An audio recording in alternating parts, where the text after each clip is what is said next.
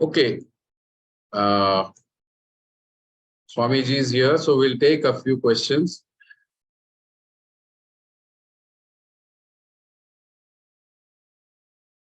Can it prevent from, can Kumbhak prevent cancer from happening at any time? One sec, sir, one sec.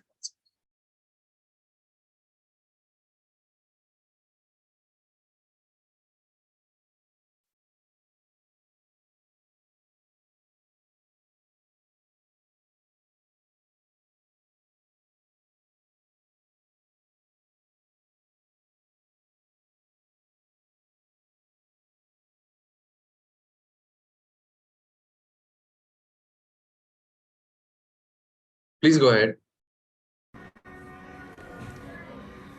So for preventing cancer, you'll have to understand what is cancer. और उसके बाद में आपको खुद ही मालूम होगा कि इसको कैसे रोका जा सकता है, राइट? तो कैंसर हो क्यों रहा है और कैंसर क्या है, क्या इसको थोड़ा समझें। जितने भी लोग यहाँ पे सीरियसली कैंसर को हैंडल करना चाहते हैं, क्या समझें इसको। Because at present nobody knows why cancer happens. क्या आपको मालूम है? कोई नहीं जानता कैंसर क्यों होता। लेकिन यहीं पे मैं आपको बताना चाहता हूँ कि आपको समझ में आ सकता है कि कैंसर क्यों होता। इसके लिए आपको किसी मेडिकल कॉलेज या फिर किताब पढ़ने की ज़रूरत नहीं, क्योंकि उनको आज तक पता नहीं चला और आगे भी पता नहीं चलेगा, लेकिन आप समझ सकते हैं। तो लेट्स स्टार्ट, है ना। I tell you little story about the body, कैसे ये काम करता है, क्या कैंसर होता है, कैसे इसको ठीक कर सकते हैं। हाँ, थोड़ा सा मैं बताता हूँ ताकि आप सभी को at least you are able to comprehend, understand why it is happening. तो आपका शरीर रिएक्ट करता है, आपका शरीर एक्शन करता है ना, अपने आप करता है सारी चीज़ें। आप क्या करते हो कुछ अंदर अपने शरीर में? हार्ट बीट आप करवा रहे हैं क्या? Liver function, kidney function, neuro function, metabolism, कुछ तो करवा रहे होगे? नहीं, कुछ भी नहीं करवा रहे। तो पहली चीज आपको इतना समझना पड़ेगा कि आपका शरीर बड़ा बुद्धिमान है, ये अपने आप को संभालना जानता है। अच्छा, लाखों सालों से इसको इतनी बीमारियां नहीं हुई जितने कि पिछले 50 से 100 साल के अंदर हो रही है ना। इसका मतलब ये जानता अपने आप को हैंडल करना, केवल हम उसे हैंडल नहीं करने दे रहे, हम कुछ गड़बड़ कर रहे, कुछ गलत कर रहे। तो आपका शरीर दो तरीके से रिएक्ट करता है, दो तरीके से एक्शन करता है। ऐसे मान के चलिए, जब आप भोजन खाते हैं तो वो हार्मोन्स निकलने चाहिए ना, insulin, thyroxine, amylin, ghrelin, leptin, ऐसे कुछ भी नाम रखने से थोड़ी कुछ हो जाता है। हाँ, तो आप ये हार्मोन्स, या इसे मेटाबॉलिक हार्मोन्स बोलते हैं। तो जब आप भोजन करते हैं तो ये मेटाबॉलिक हार्मोन्स निकलने चाहिए। आजकल नहीं निकल पा रहे ना, इंसुलिन नहीं निकल पा रहा, डायबिटीज कह रहे हैं, थायरोक्सिन नहीं हो रहा, थायराइड कह रहे हैं, है ना। तो मेटाबॉलिक हार्मोन्स नहीं निकल रहे, बहुत सारी बीमारियां हो रही। दूसरी चीज क्या हो रही है? इम्यून रिस्पॉन्स होता है। कुछ गलत चीज जाएगी ना तो आपकी इम्यूनिटी उसको ठीक करने जाएगी। खतरा आएगा तो इम्यून रिस्पॉन्स होगा ना, है ना। तो ये क्या होता है? इसी को आप इम्यूनिटी बोल देते हैं। इम्यूनिटी का कोई बहुत स्पेसिफिक तो डेफिनेशन एलोपैथी में है नहीं। वो ज़्यादा से ज़्यादा टी सेल्स और ये सेल्स, व्हाइट ब्लड सेल को जोड़ के देखते हैं। मगर कोई भी खतरा आता है तो आपका शरीर रिएक्ट करता है। अगर आंखों के सामने एक पत्थर का टुकड़ा भी आ गया ना तो आपका शरीर रिएक्ट करता है ना, बचाता है अपने आप को। तो इम्यून रिस्पॉन्स अपने को बचाने का तरीका। ये दो रिस्पॉन्स आपकी बॉडी में होना चाहिए ना, सही होना चाहिए।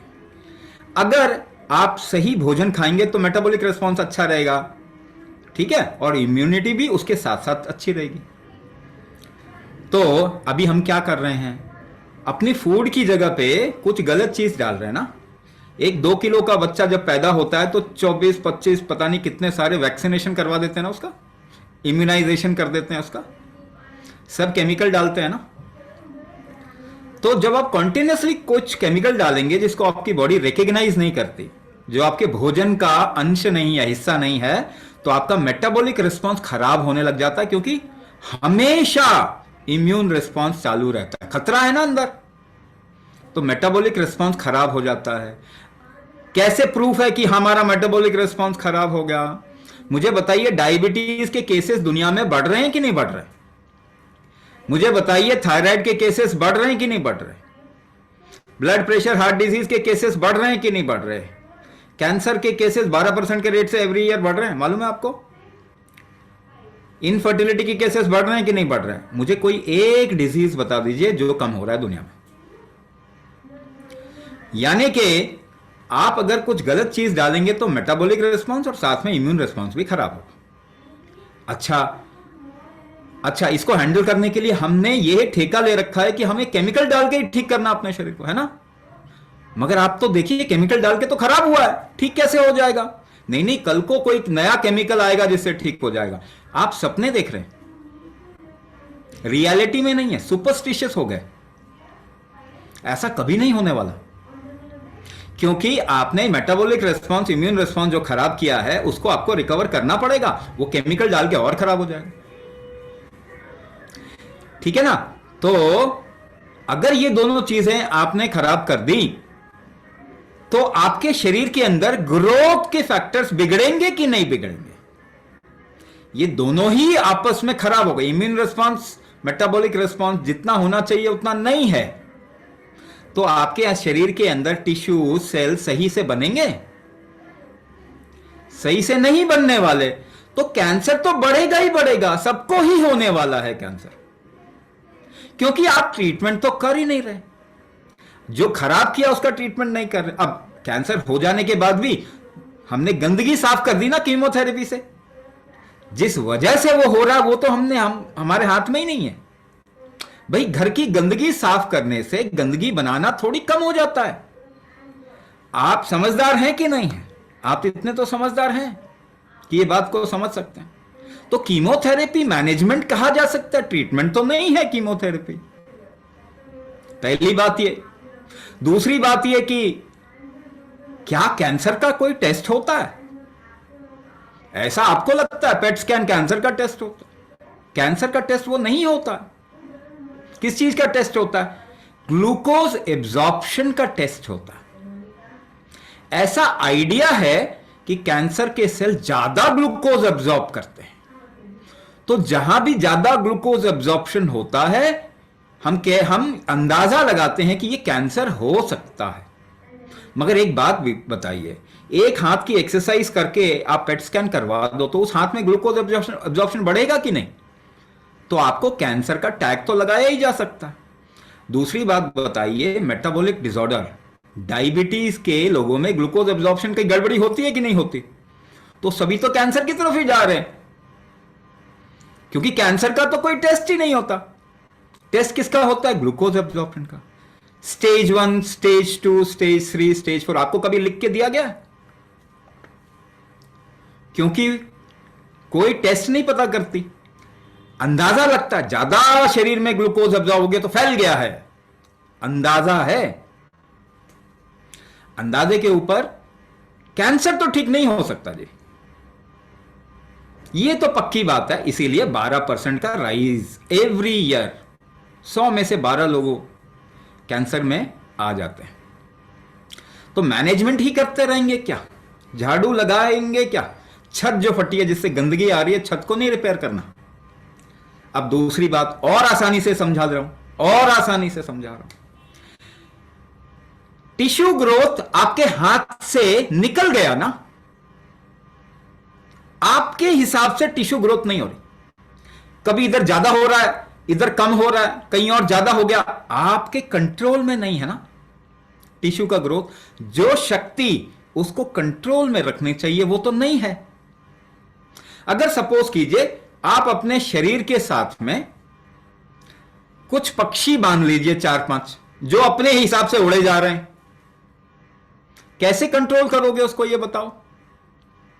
खींचोगे ना उनको अपनी तरफ में, अपनी तरफ में खींचेंगे ना कंट्रोल करने के लिए। अगर आप कंट्रोल कर पाए तो वो ग्रोथ नहीं होगी। बहुत आसानी से समझा रहा हूं, ये सभी समझ सकते हैं। अब मुझे बताइए कोई चीज खींचते कैसे हैं आप? जरा उंगलियों को फंसा के खींच के देखते हैं, लेट्स सी हम क्या इस्तेमाल, क्या चीज कमी हो गई जिसकी वजह से कैंसर हो रहा। तो उंगलियों को फंसा लो, उंगलियों को ऐसे फंसा लो और खींचिए, खींचिए, जरा जोर लगाइए, और जोर लगाइए। ये कैसे खींच रहे हैं? सांस रोक रहे हैं पीछे, सांस रोक रहे हैं पीछे। रस्सा कस्सी खेला है आपने? अपनी तरफ खींचते हैं, सांस रोकते हैं। तो आप खींच नहीं पा रहे, तो इसका मतलब क्या हुआ? क्या चीज कमजोर है आपके अंदर? सांस रोकने की क्षमता कमजोर है। हाँ या ना? और एक्सपेरिमेंट करवाऊं? हजारों एक्सपेरिमेंट मैं आपको करवा सकता हूं। खड़े हो जाइए, खड़े होके कभी फ्री टाइम में कीजिए, ऐसे खड़े हो जाइए, दोनों पांव को जोड़ लें, किसी को बोलें कि आपको धक्का दें, ठीक है ना, आपको धक्का दें। तो कुछ लोग तो बड़ी जल्दी गिर जाएंगे, कुछ लोग नहीं गिरेंगे जल्दी, अड़े रहेंगे। अड़े कैसे रहेंगे? सांस रोक के अड़े रहेंगे कि नहीं, है ना? तो आपके शरीर की इम्यूनिटी का मतलब क्या हुआ? कि वो फालतू का गलत ग्रोथ को ना होने दे। मेटाबॉलिज्म और इम्यूनिटी का मतलब क्या हुआ? वो गलत ग्रोथ को ना होने दे। तो किस तरीके से वो ना होने देगी? जब आपके अंदर ये सांस रोकने की क्षमता ज्यादा होगी। यही इम्यूनिटी है आपकी, और यही मेटाबॉलिक स्ट्रेंथ भी है। तो क्या ये नहीं करना चाहिए आपके? जो चीज कमजोर होगी, क्या उसको ठीक नहीं करना चाहिए? वही तो असल में ट्रीटमेंट होगा।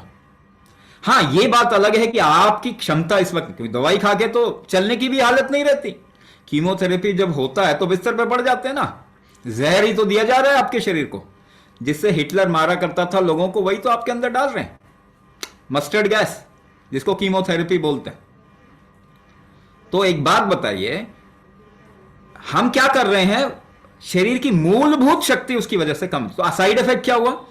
जो फंडामेंटल स्ट्रेंथ जिसे रिकवरी होती, वही कमजोर हो रही है। और आगे चल के अगले 10 से 15 साल में जो नए रिसर्च होंगे, आपको क्या पता चलेगा? कीमोथेरेपी के कारण रिलैप्स होता है।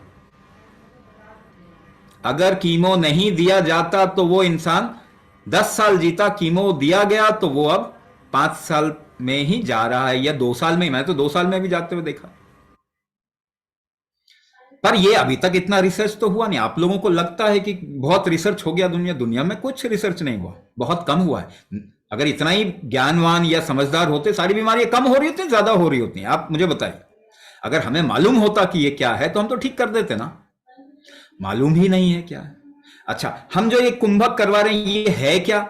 ये आयुर्वेद का सबसे पावरफुल हिस्सा है जो गुम हो गया। आयुर्वेद में हम वात पित्त कफ को कंट्रोल करते हैं कि नहीं? तो बाहर से कुछ जड़ी बूटियों को इस्तेमाल करके वही बच गया। असल में इसको सबसे स्ट्रांगली कंट्रोल करने का तरीका आपके पास ही है, और वो गुम हो गया। वो एक्चुअली खो गया हमारे पास, हम उसको रिवाइव कर रहे हैं।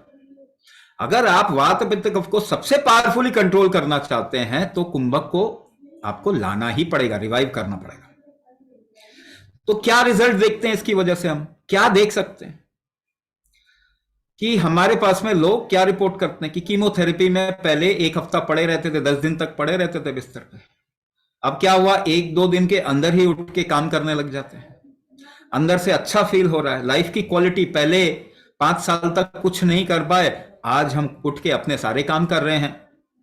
ऐसे बहुत सारे रिपोर्ट हैं जहां पे कि लंग का एक हिस्सा निकाल दिया गया, वहां पे नहीं हुआ, वहां पे दोबारा नहीं हुआ कैंसर। लेकिन क्योंकि वो शेड्यूल ऐसा होता है कि बीच बीच में करते जाते हैं, तो लिमिटेड हो जाती है बॉडी की एबिलिटी रिकवर करने की।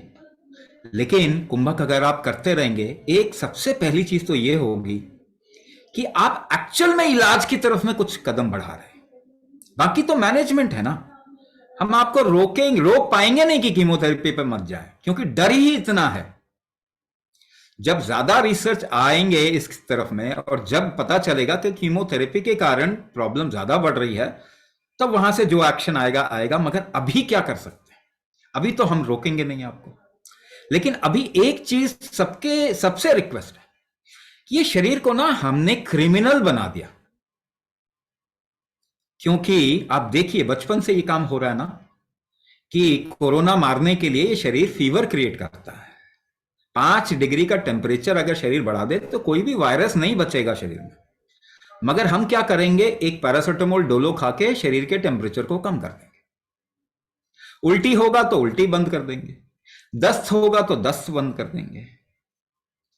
है ना। प्रोस्टाग्लैंडिन शरीर में जो बनता है, जो आपके ग्रोथ फैक्टर्स को रेगुलेट करता है, उसको इनहिबिट करते हैं। तो आप दर्द की दवाइयां हैं वो सारी इनहिबिटर्स हैं। रिसेप्टर ब्लॉकिंग मैकेनिज्म से सारी दवाइयां काम करती हैं। यानी कि आप टॉर्चर करते हैं और उसको ट्रीटमेंट बोलते हैं। ऐसे में कौन सी बीमारी दुनिया में कम हो सकती है? कोई भी नहीं हो सकती। भाई ब्लड प्रेशर का केवल ब्लड में कम दिखाने के लिए ब्लड का पानी निकाल देते हो, हार्ट कमजोर हो जाता है, मेटाबॉलिज्म कमजोर हो जाता है, इम्यूनिटी कमजोर हो जाती है, केवल वो नंबर केवल देखने के लिए। अगर आप बॉडी के फैक्टर्स को स्ट्रांग करेंगे तो नंबर से कोई फायदा नहीं होगा। तो दूसरी बात, दूसरा पक्ष मैं बता रहा हूं। क्या पहला तो बता दिया, मेटाबॉलिज्म इम्यूनिटी को क्या आपको स्ट्रांग करना है, क्या रिकवरी फैक्टर को स्ट्रांग करना है, तो कुंभक करना पड़ेगा। अब दूसरा पक्ष इसका बता देता हूं कि कुंभक की वजह से जो आपके शरीर में टॉर्चर हुआ है, उस जो आपको नुकसान फील हो रहा है, जो आप सिम्टम्स हो रहे हैं ना, वो ऐसे फील नहीं होंगे। यानी कि हम क्या करेंगे, टॉलरेंस लेवल बढ़ा देंगे आपका। सेम चीज आपको जो परेशान कर रही है, सपोज कीजिए ग्लूकोज के बारे में कहा जाता है कि ब्लड में ग्लूकोज अगर 200-250 से ऊपर हो गया तो नुकसान हो जाएगा। अब मैं इसको आपको सिंपल लैंग्वेज में बता रहा हूं। अगर आपका टॉलरेंस कम है तो 100, 150, 200 कुछ भी नुकसान कर सकता है। सपोज कीजिए आपका टॉलरेंस 10 है और 200 शुगर लेवल है, रेंज है आपकी। तो टॉलरेंस अगर 10 है तो 20 का रिस्क है आपके बॉडी में। लेकिन टॉलरेंस 20 बढ़ा देते हैं तो रिस्क आधा हो जाता है, 20 की जगह 10 हो जाता है। तो सेम शुगर लेवल आपके ऑर्गन डैमेज नहीं कर पाएगा। सेम ब्लड प्रेशर अब आपको कोई नुकसान नहीं करेगा, कोई सिम्टम नहीं आएंगे आपके शरीर में। तो जब आप अपने शरीर को झेलने लायक बना देते हैं तो वही नंबर आपको कोई नुकसान नहीं करता जो पहले नुकसान जैसा कर सकता था। तो क्या टॉलरेंस नहीं बढ़ाना चाहिए? क्योंकि टॉलरेंस लेवल बॉडी का तो कम हो गया है। जरा अपने पूर्वजों को याद कीजिए, अपने बाप दादा, दादा दादी, नाना नानी को याद कीजिए। आपकी उनके शरीर की क्षमता टॉलरेंस और आपके शरीर की क्षमता टॉलरेंस किसकी कम है? आपकी बहुत कम है। तो टॉलरेंस बढ़ाएंगे तो पहली बात ऑर्गन डैमेज नहीं होगा, सिम्टम कम हो जाएंगे, बहुत सिम्टम खत्म हो जाएंगे, आगे का रिस्क कम हो जाएगा, फ्यूचर में जो रिस्क आने वाला है वो कम हो जाएगा। अगर आपका टॉलरेंस अच्छा होगा तो आप कितने ही हार्ट अटैक झेल सकते हैं, क्या मालूम है आपको? नहीं तो 3, आजकल तो 3 भी नहीं, 1 में ही जा रहे हैं। तो कहने का मतलब हमें टॉलरेंस लेवल भी बढ़ाना है।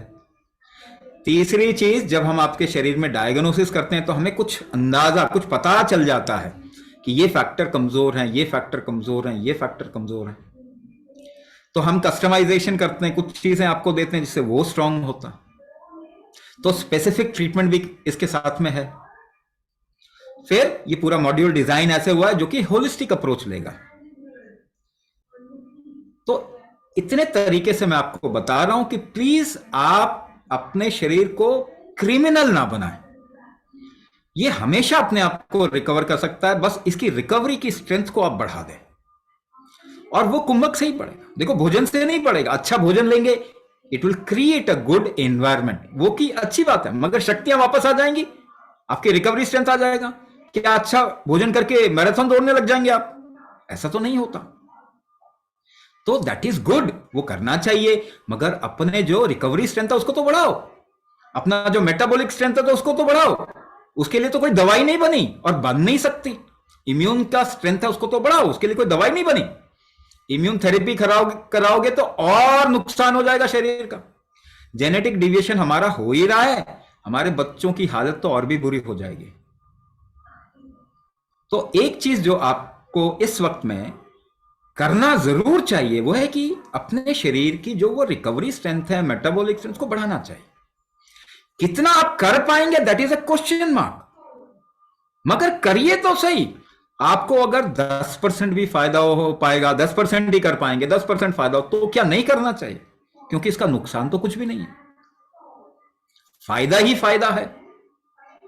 तो अगर आप और अच्छे से कमिटेड वे में कर पाएंगे, आप देखेंगे आपकी लाइफ बदल जाएगी। तो ये चीज जरूरी है, अर्जेंसी में जरूरी है। बाकी आप जो करवा रहे हो करो, उससे ट्रीटमेंट नहीं होने वाला। ट्रीटमेंट तो करिए, अपने शरीर को वापस इसके फोर्सेस एंड फैक्टर्स को तो ठीक करें। Thank you, Swamiji. I think you covered everything about the kind of questions that people are posing. Whether how do I know if I'm getting better? So you answered that the test is not necessarily the best way to go about it. We have also covered questions about different kind of cancers, and many people would still have questions. So please leave your numbers. अपना number छोड़िएगा. कुंभक कितनी देर daily करना चाहिए? जब आप सीखेंगे तो आपको पता चल जाएगा। पहले शुरू में 10 मिनट होगा, फिर वो धीरे धीरे बढ़ के आपका 30 से 40 मिनट लगेगा। So not to worry about it. अगर किसी को ऐसी कंडीशन है, अगर बोलते हैं 24 घंटे करना चाहिए, तो क्या आप 24 घंटे नहीं करेंगे just to come out of this condition? Yes और नो? तो ये थोड़ा सा टर्म एंड कंडीशन अपने ऊपर ना लगाएं। ये देखिए कि आप कितनी अपने ऊपर काम करना चाहते हैं और इस स्थिति से बाहर आना चाहते हैं। तो और कोई तरीका नहीं है। आप में से कुछ लोगों ने मुझे वेबिनार से पहले भी फोन किया, आप पहले पुराने वेबिनार्स देख चुके हैं व्हाट्सएप, तो आपने बताया कि हाँ हमने देखा है और कोई तरीका नहीं है। तो अब आपका समय है कि आप क्लास में ज्वाइन करें और अपने ऊपर काम करें। हाँ, नंबर जरूर छोड़िएगा। Will also have a separate question and answer session. Some people might have more questions, so we'll have a separate question and answer sessions. And on that note, thank you so much for joining in. I'll play a small video before we close. Thank you, Swami Ji, for joining in and answering all questions. So.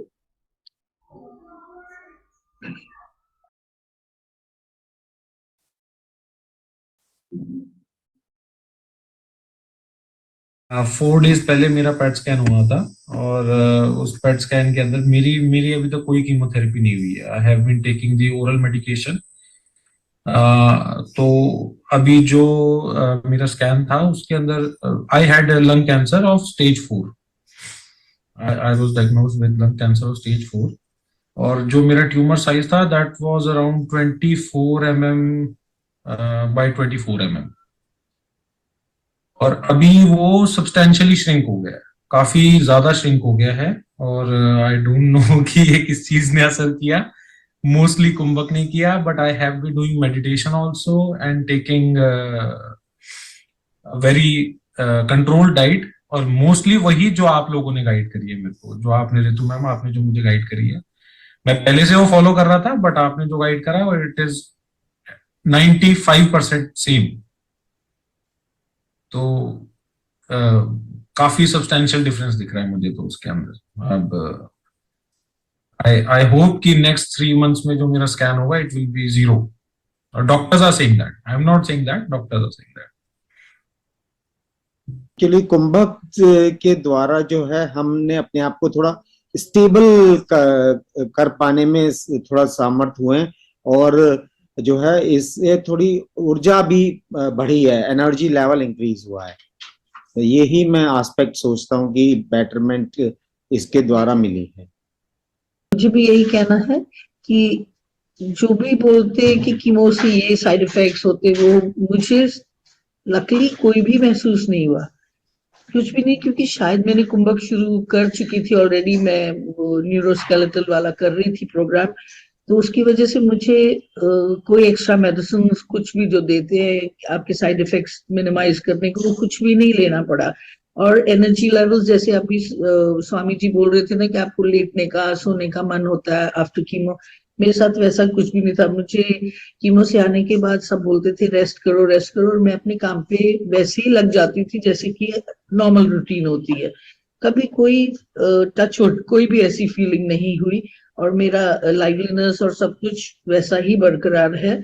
और energetic energy levels, अभी मेरे बच्चे आए हुए हैं Dubai से, मैं उनके साथ वैसे ही दौड़ना भागना, उनकी हर चीज कराना, सब कुछ वैसे ही कर रही हूँ, उनके साथ खेलना तो बहुत एंजॉय कर रही हूँ। मुझे याद नहीं रहता अनलेस कि कोई मुझे पूछे कि आपकी तबीयत कैसी, मुझे याद भी नहीं रहता कि मुझे कुछ प्रॉब्लम है। आई थिंक कुंभक एक ऐसी चीज है जो हर जन को, हर इंसान को प्रैक्टिस करना चाहिए, बिकॉज आप अंदर से फिट फील करते हो, आप अंदर से एकदम महसूस करते हो कि हाँ there is some strength inside. आपको कोई भी ऊपर की चीज का वो असर नहीं हो रहा होता जो नॉर्मली अगर कोई हो जाना, मेंटली भी आप स्ट्रांग हो चुके हो। I feel all that. तो मुझे लगता है कि it's a very important thing for everybody. पहले से मुझे मैम बहुत बेटर लगता है, बहुत बेटर लगता है। लेकिन मैम इतनी हार्ड दवाएं सब चली है ना कि उसका असर है। स्किन में आप देखिए तो बिल्कुल ब्लैक हो रखे हैं मैम, बिल्कुल स्किन, चेहरे का, पाँव का, हाथ बिल्कुल ब्लैक, छोटे छोटे दाने जैसे निकल आएंगे, घमौरियां जैसा, फिर 2 दिन में वो ठीक हो जाते हैं। पानी बोले जितना पियो, तो अभी थोड़ी ठंडी थी तो पानी कुछ तो कम पिया जा रहा था, लेकिन अब तो हो जाएगा। बोलते हैं कि नारियल पानी भी न लो ज्यादा, इसलिए कि इसमें पोटेशियम बहुत बढ़ जाने से भी दिक्कत होती है। तो लेकिन मैम ये योगा करने से तो मुझे बहुत हल्का लग रहा है। अब फिर मेरे अप्रैल में होंगे पेट स्कैन, एक 15-16 के लगभग। अब उसमें देखें हम लोग का किया हुआ योगा और गुरुदेव की कृपा आप लोग सबका कि क्या आता है मैम, है ना। मेन तो मैम उस रिपोर्ट के हिसाब से ही कुछ भी आदमी बोल सकता है या सोच सकता है डॉक्टर के लिए, है ना। मैं बोलिए। हिंदी नहीं येत मला. नाही मराठीत बोलते कोई बात नहीं, मराठी में बोल दीजिए। प्राणायाम करते त्या दिवसापासून छान वाटतंय, उत्साह वाटतो.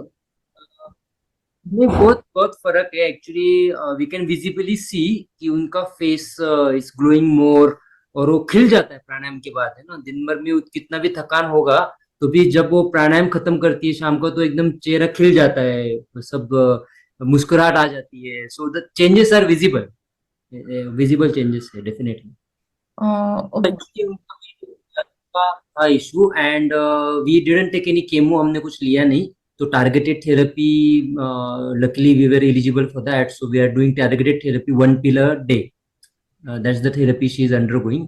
और अभी yes, as you said, pointed out, of course she can walk now. 10 minute चल सकती है, 15 मिनट चल सकती है, जो जस्ट जब उसने ज्वाइन किया था तो वो थोड़ा डिफिकल्ट था, very difficult. She hardly could barely walk because of course lung capacity उतना था नहीं। So yes, and we are going to a PET scan अभी next week, that is like after 3 months of targeted plus kumbhak plus all the diet changes etc. So yeah, fingers crossed.